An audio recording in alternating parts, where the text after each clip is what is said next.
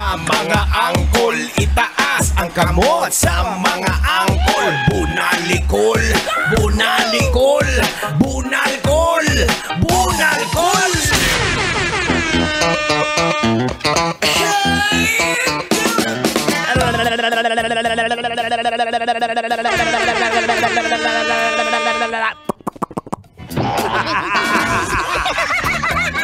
Oras natin, 7:27 ng gabi. And you're still locked in right here dito po sa pinakamasaya, pinakamakulit na programa tuwing hapon hanggang gabi. Ito po ang programang EDSA. Siyempre, kasama pa rin po ang inyong abang lingkod, Diego Bandido.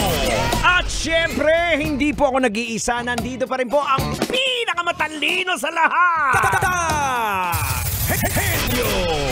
Alright, syempre mga kabisyo naman, shout out nga pala. Batiin lang natin yung mga kabisyo nating nakatutok. Makapag-shout out nga muna tayo, mag-mekos-mekos shout out muna tayo. Oy, maraming salamat sa pakikinig sa lahat po ng mga toda na nakatutok sa atin, lahat ng terminal. Alam nyo naman na sa sasakyan sikat kailangan pa bang i-memorize yan? Alam na des! Oy, binabati nga pala natin isang napakagandang gabi kay Betty Buenaventura. Ayan, maraming salamat Betty.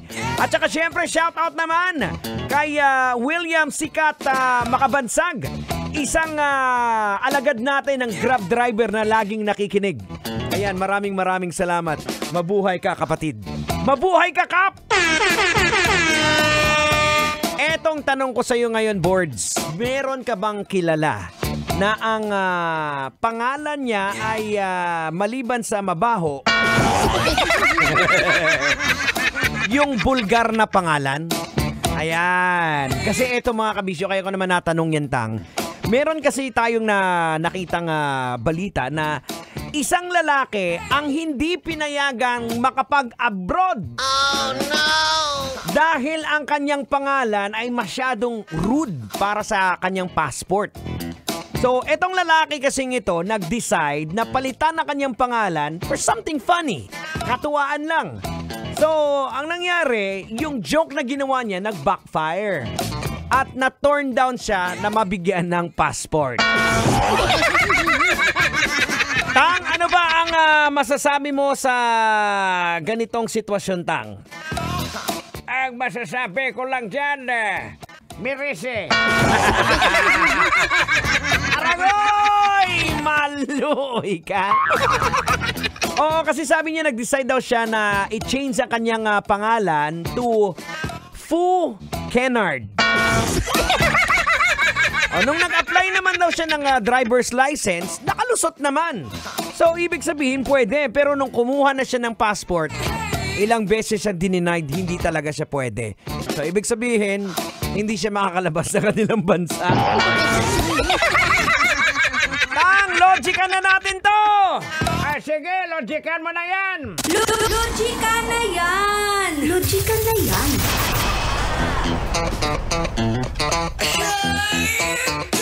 You are still locked in right here on Metro's #1. This is 90.7 Love Radio. Ito pa rin po ang programang EDSA. At syempre, ano ba ang leksyon na pwede nating makuha sa isyong ito? Logican natin. Mga insan, logican na natin to. Minsan kasi mga kabisyo, making fun should be in the right place. Tamang lugar. Kaya natin sinasabi to na do not make a decision pag mataas ang iyong emosyon. Kagaya nun, tuwan-tuwa siya, excited siya na palitan yung kanyang pangalan. O kasi malamang ito talaga mga kabisyo, pag mataas ang emosyon mo at nagdesisyon ka, I tell you, pagsisisihan mo yan.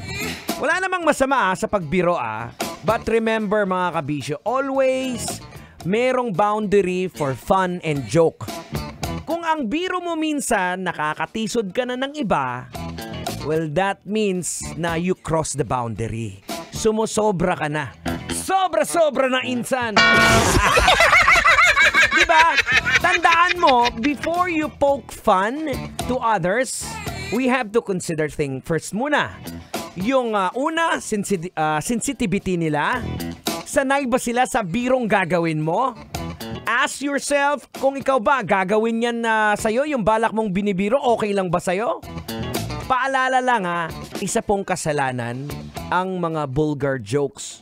O ito yung tinatawag pa sa Bible na coarse jesting. At nakasulat po yan sa Biblia. Tabi-tabi po sa mga kampon. Baka masunog ka na naman.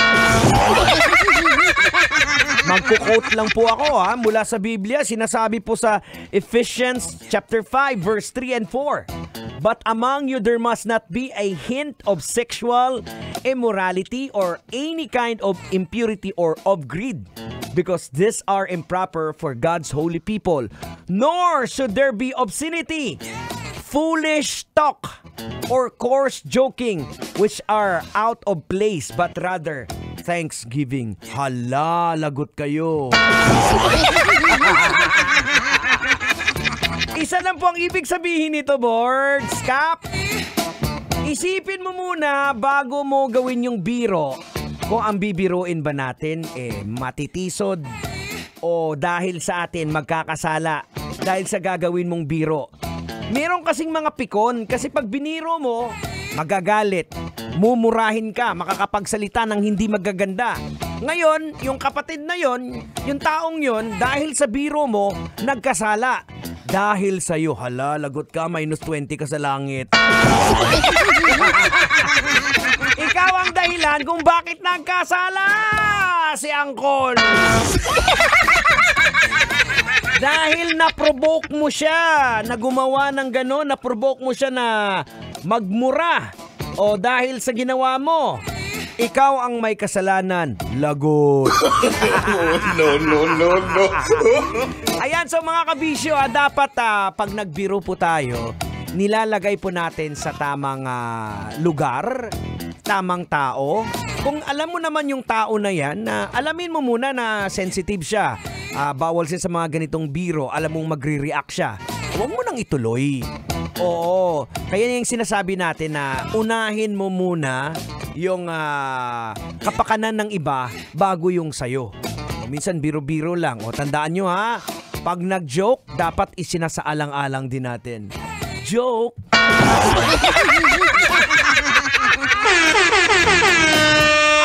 Ang saya-saya! Ang saya-saya, Clap your hands! ang saya-saya, Clap your hands!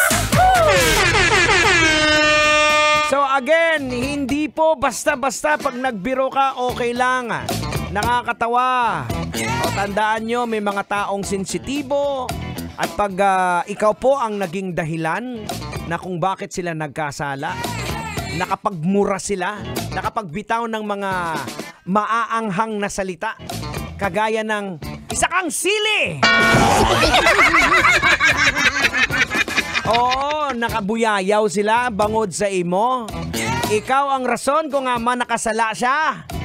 Ay tapos agad, minus 50 ka sa langit. Kaya umayos tayo We have to look out, syempre sa mga ginagawa din natin. Yes, ako inaamin ko, ganun ako dati. Pero syempre, iba na tayo ngayon. Iba na tayo, kapatid! Nagbago na inyong kapatid. Dahil natagpuan ko na ang liwanag! Honestly.